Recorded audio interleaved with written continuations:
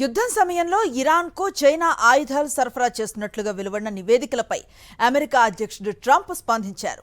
టెహ్రాన్కు ఆయుధాలు పంపితే బీజింగ్ తీవ్ర సమస్యలు ఎదుర్కోవాల్సి వస్తుందని హెచ్చరించారు. అటువంటి చర్యలను ఇకనైనా మానుకోవాలని సూచించారు. హర్మూజ్ను తిరిగి తెరవటానికి వీలుగా సీ మైన్స్ను తొలగించడానికి తమ దళాలు కృషి చేస్తున్నట్లుగా వెల్లడించారు. ఇరాన్తో చర్చలు విఫలమైనప్పటికీ అంతిమ విజయం తమదే అని పేర్కొన్నారు.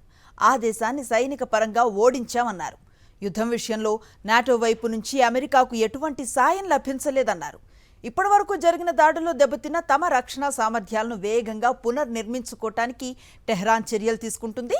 ఈ క్రమంలో చైనా ఇరాన్కు భారీగా ఆయుధాలు సరఫరా చేస్తున్నట్లుగా అమెరికా నిఘా వర్గాలు గుర్తించాయని అంతర్జాతీయ మీడియా కథనాలు వెల్లడించాయి.